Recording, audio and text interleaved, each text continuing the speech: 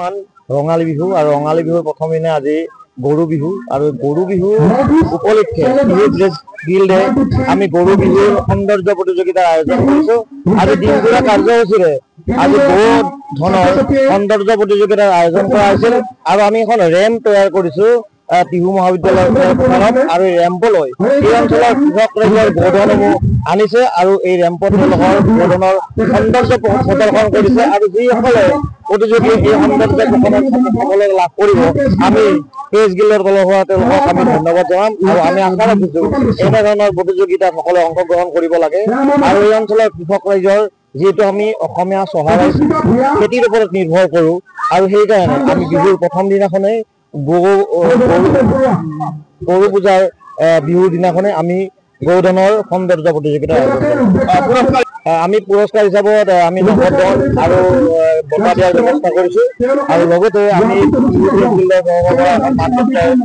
এই সফলতা লাভ কৰিব তেওঁলোকলৈ আমি গৰু সংখ্যা কমিছে অসমীয়াৰ মাজত তাৰ পাছতো আপোনালোকে এই ধৰণৰ অনুষ্ঠান আয়োজন কৰিছে কি ক'ব এই সন্দৰ্ভত কি ক'ব বৰ্তমান বিজ্ঞান প্ৰযুক্তিৰ যুগত এতিয়া গোধনৰ অলপ পৰিমাণ কমিছে কৃষকসকলে অত্যাধুনিক পদ্ধতিৰে খেতি বাতিত জড়িত হ'ব লগা হৈছে যাৰ কাৰণে কি এতিয়া যদি আমি চাওঁ মানে বলদ গৰু সংখ্যা কমিছে কিন্তু এতিয়াও ক'ব লাগিব যে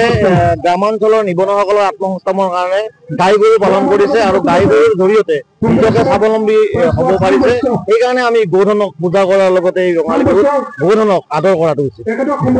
ভূপেন বৰ্মন মই গুৱাহাটীৰ মেডিচিন বিভাগৰ ইয়াতে বহুত ভাল লাগিছে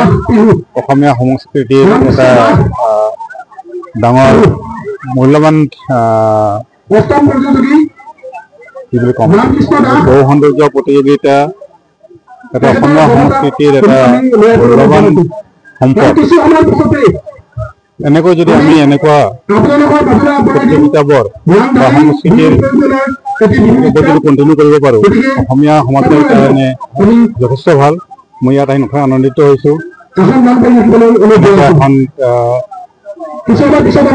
সাংস্কৃতিক অনুষ্ঠান বা সাংস্কৃতিকমূলক অনুষ্ঠান গ্ৰহণ কৰিবলৈ পাই কেনেকৈ আনন্দিত হৈছোঁ। প্ৰথমবাৰৰ কাৰণে মই ইয়াত এনেকুৱা এখন সৌন্দৰ্য